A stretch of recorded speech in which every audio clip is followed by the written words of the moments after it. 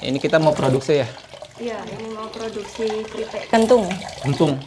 Ini kurang lebih berapa banyak nih, Mbak? Ini tadi kita produksi 62 kilo. 62 kilo. Iya.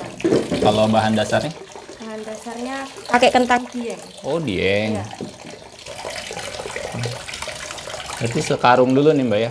Iya, sekarang ini 62 kilo. Oh, untuk sekali produksi hari ini? Sekali produksi hari ini. Oke. Setiap hari sih, Mbak? Tiap hari kurang lebih sekarang ini 60 kiloan lah. Iya. Nah, dari sini kemana nih kita nih, Mbak nih? Ini dari proses ini langsung masuk ke mesin pengupas. Pengupas. Iya. Oh. Berapa banyak nih, Mbak, satu? Sampai nutupin ini, Mas. Yang bulat di tengah ini ketutup kurang lebih setengah ini. Setengah mesinnya ini. Oh, setengah mesin ya? Nanti kalau kebanyakan soalnya pada loncat kentangnya. Oh, gitu. Berapa lama Mbak kira-kira? Kurang lebih dikira-kira aja, Mas, kalau udah ngupas semua kulitnya baru kita masukin ke ember. Oke.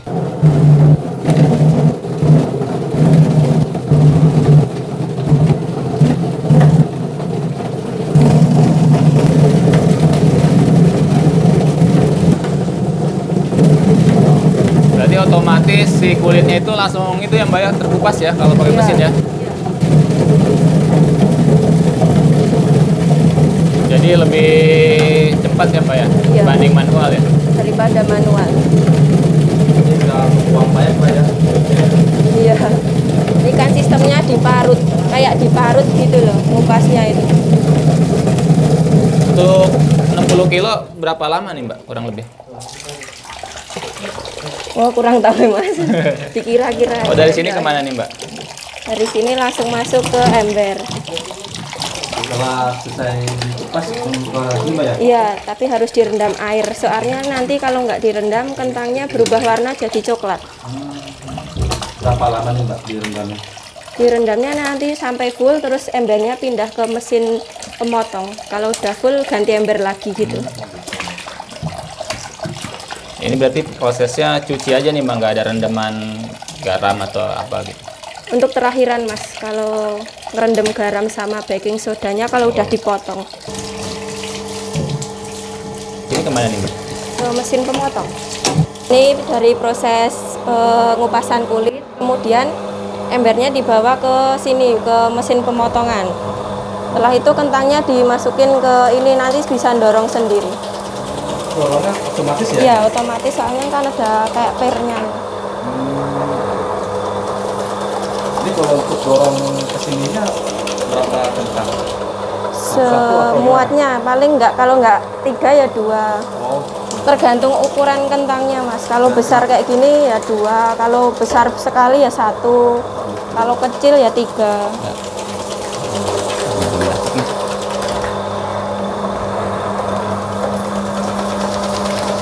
ini seperti ini Mbak ya? Iya, Tipis ya Mbak? iya, tipis-tipis dan ukurannya sama. Waktu awal-awal pakai manual apa pakai mesin? Dulu awal-awal manual pakai piler, pengupas kentang itu, manual pakai tangan. Ini ya, Mas, hasil dari pemotongan kentang tadi. Ini tuh ketebalannya Mbak rata Ini semua atau gimana? ketebalannya sama semua, ukurannya sama. Ini nanti dibilas atau gimana nih Mbak? Ini nanti kita cuci, proses pencuciannya 3 kali. 3 kali Setelah pencucian? 3 kali pencucian, kita rendam pakai baking soda sama garam. Jadi berapa proses lagi nih Mbak nyampe produk ini jadi nih? Ini habis ini dicuci, kemudian direndam, habis itu proses ke penggorengan. Oke. Jadi habis ini udah bersih nih Mbak, kita goreng ya? Iya. Proses pencucian. Biasanya nyucinya gini, Mas, biar kentangnya nggak pada nempel. Kayak nyuci baju Bu ya? Ya, dikucek. Dikucek.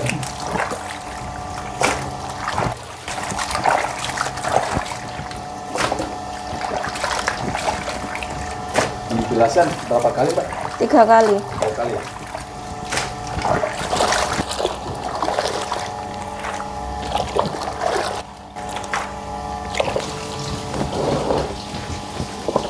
Ini sebelum digoreng itu masih tetap dalam air gitu atau? Iya, masih dalam tetap perendaman, Mas. Oh, nggak dituliskan gitu ya?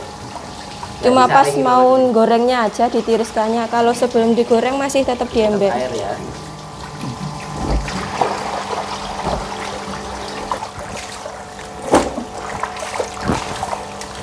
Bilasannya keberapa nih Mbak? Ini yang kedua, ini ketiga, nanti habis itu direndam. Terakhir berarti ya? Ya.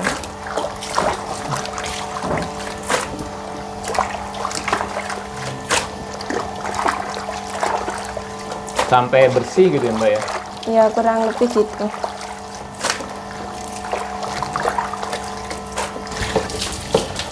Ini udah nih Mbak nih.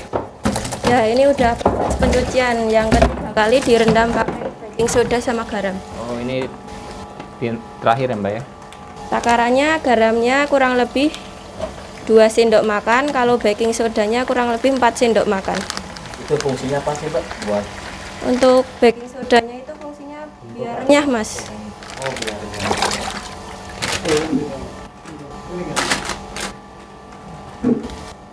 itu garam, Mbak ya? Ya, Apa?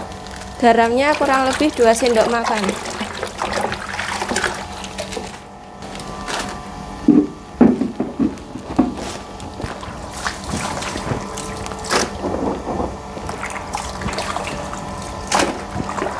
Nanti ini direndamnya kurang lebih berapa lama nih Mbak? Minimal 30 menit. 30 menit baru bisa proses goreng. Ya,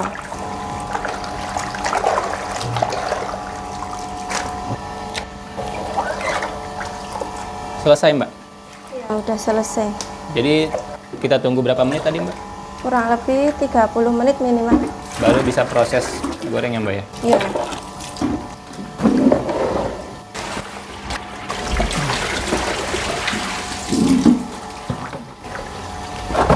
Nah ini udah perendaman 30 menit ya Mas, pakai baking soda sama garam. Kemudian ini ditiriskan. Jadi sebelum masuk penggorengan ditiriskan ya Mbak ya? Ya, biar kadar airnya berkurang.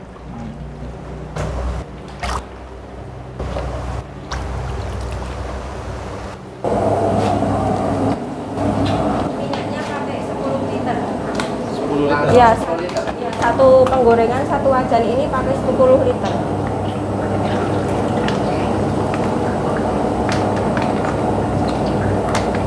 Tadi untuk sekali goreng berapa kilo tadi? Terus Sekali produksinya 60 kilo. Untuk masuk ke penggorengan ini biasanya kurang lebih 2 kiloan Mas. Minyaknya udah panas ya Mas, kita mau masukin kentangnya sedikit demi sedikit. Berarti ntar goreng kentang itu harus benar-benar panas minyaknya ya? Ya,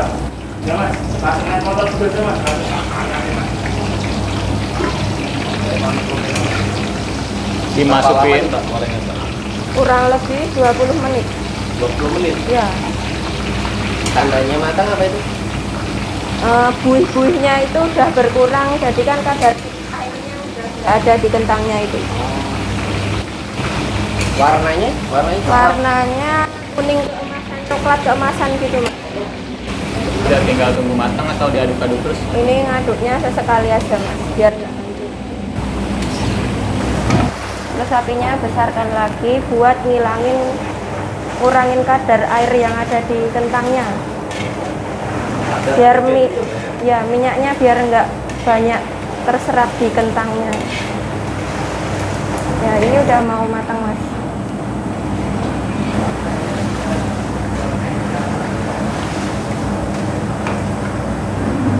Ini cuma rasanya cuma asin aja ya? Enggak, ini rasanya rasa kentang gurih-gurih tawar gitu ya. Soalnya kan garamnya cuma sedikit. Penggorengan mau dicampur Dicampur apa tuh Mbak? dengan bumbu. Ini Oh, mau buat bumbu apa? Ini nanti mau dicampur dengan bumbu salted egg. Apa? Salted egg telur Salted asin. egg. oh ya. Telur asin.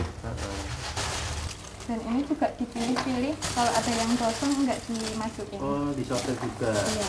Ini masuk sortirnya di sini. Ya. Iya Mas, ini timbangannya segini. Ini Berat. untuk 20 porsi. Dan 20 sekarang porsi, ya, timbangannya apa nih ukurannya? 1180 lebih sedikit. 1186. Itu untuk buat 20 2 bungkus. bungkus. Setelah itu Mbak dikasih apa tuh? Dikasih bumbu Bumbu. dan ini ditimbang dulu. Oh, bumbunya mesti ditimbang juga. Iya. Itu berapa Mbak? Ini untuk 20 porsi 120 120 gram. gram. Ya.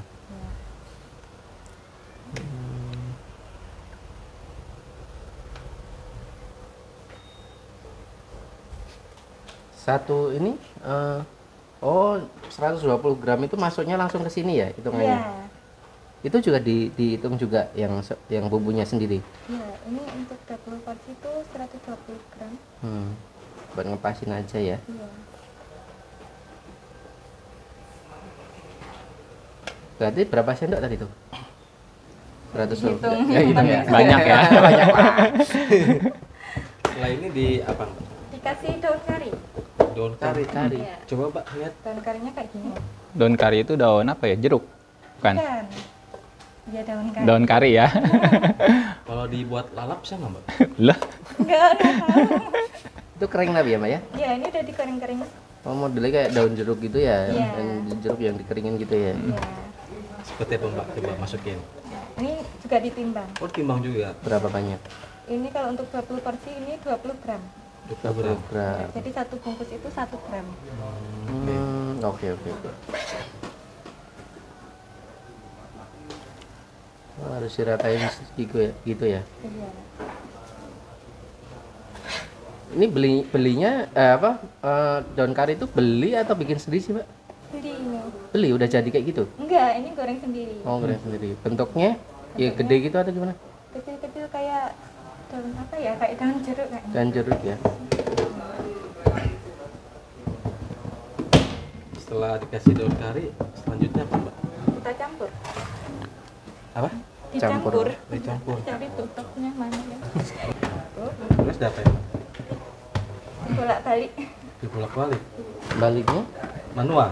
Ya. oh, enggak. Saya pikir bolak-baliknya pakai mesin. Belum. Belum. Manual. Mudah-mudahan ya. Ya, amin. Udah. Sudah Pak. Selanjutnya Mbak, Selanjutnya mau dimasukin ke bungkus. standing pouch ya. Ya. Ini mau masukin ke bungkus. Oh gitu.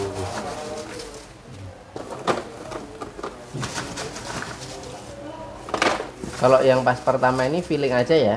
Iya. Baru nanti dikurang-kurangin gitu. Iya.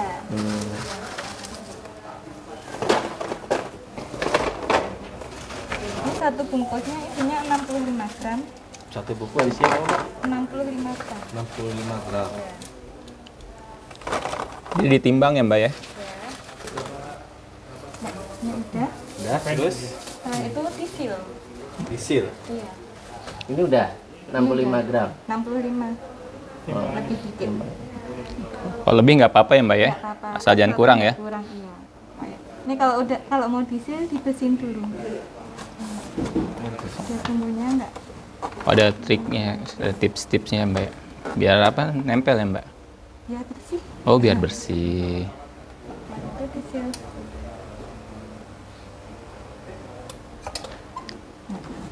Jadi Mbak, Jadi gitu aja.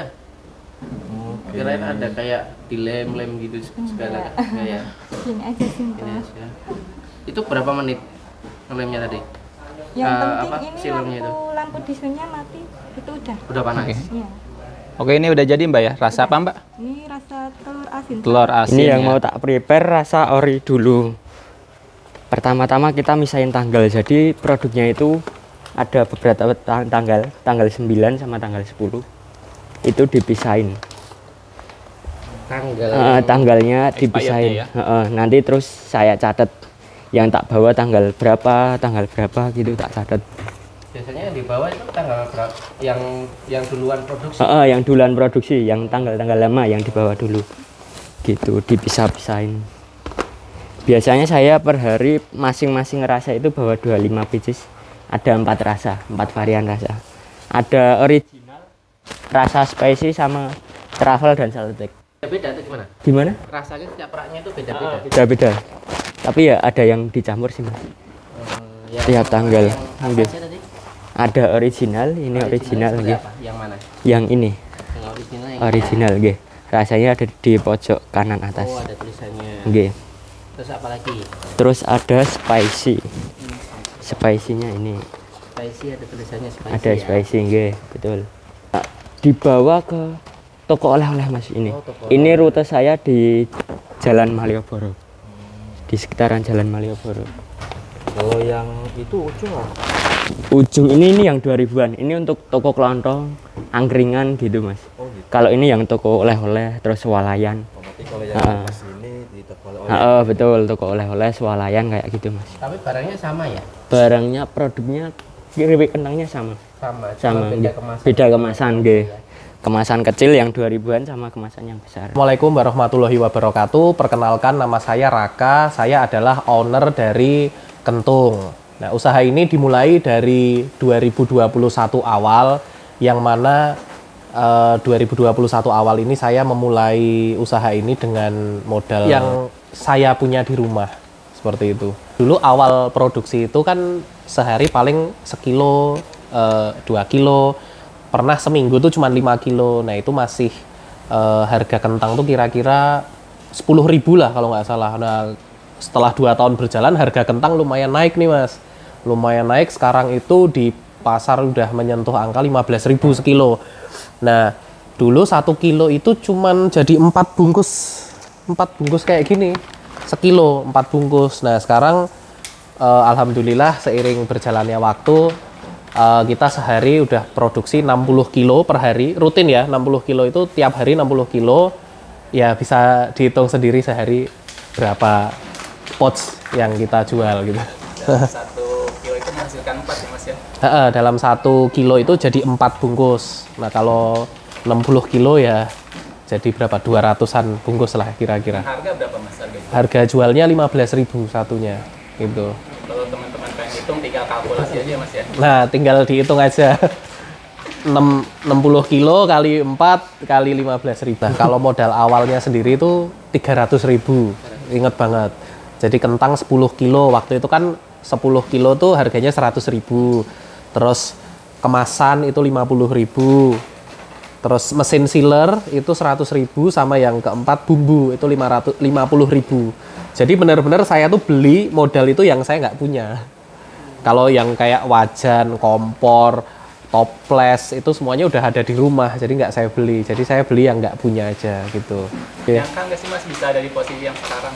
Nggak nyangka, karena emang dari awal kita punya mimpi lumayan besar, tapi nggak nyangkanya itu karena ya mulai dari saya goreng sendiri gitu ya, terus saya di depan TV mulai ngemas satu-satu, terus sekarang tiba-tiba udah sehari 60 kilo gitu kan.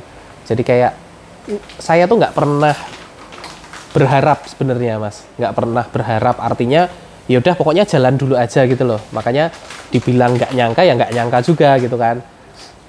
Kenapa nggak suka berharap? Karena seiring harapan pasti ada kekecewaan gitu loh. Takutnya kalau saya udah ngarep-ngarep nanti akan laris, tahu-tahu ternyata nggak laris kan kecewa juga. Makanya pokoknya jalan terus aja, jangan pernah nyerah, konsisten. Insya Allah pasti tumbuh gitu loh. Ibaratnya kalau di Islam itu Allah itu nggak akan menyia-nyiakan usaha hambanya gitu. Jadi yang penting kita gerak terus, harus konsisten, nanti keberuntungan pasti akan datang ke kita gitu. Teman-teman yang mungkin lagi merintis, lagi mau memulai usaha gitu ya, itu yang pertama jangan gonta-ganti bisnis. Ngerasain belum untung, ganti gitu jangan. Karena kalau teman-teman usaha di awal tuh pasti belum untung. Saya aja baru ngerasain untung setelah 1 tahun, itu baru kelihatan lah dikit-dikit gitu loh. Terus yang kedua harus konsisten, misal upload konten harus konsisten, jualan harus konsisten. Kalau kayak saya dulu konsinyasi muter-muter ke toko-toko itu juga harus tiap hari harus muter kayak gitu. Ya kadang ada nggak muter, nggak apa-apa, tapi jangan keseringan gitu ya. Terus yang ketiga kita harus terus belajar karena tahu sendiri kan dunia pemasaran semakin dinamis, perubahan semakin kenceng. Jadi belajar itu perlu. Kayak dulu kita jualan dari Kaskus, saya ngerasain tuh dari Kaskus, dari toko bagus yang sekarang OLX, terus dari marketplace sekarang berubah jadi shop social commerce, terus sekarang udah ada jualan live. Nah, jadi teman-teman harus belajar terus seperti itu. Karena pemasaran yang dulu mungkin sudah tidak relevan untuk saat ini. Nah, terus yang keempat ya, kalau di agama Islam itu mungkin ada yang namanya sedekah, infak. Nah, gitu dilakukan aja, ibadah gitu ya. Yes, pokoknya itu terlihat klise, tapi itu berpengaruh, bener. Misal teman-teman sedekah gitu, mampunya 2.000 ya udah 2.000 aja. Tapi jangan mikir gitu loh.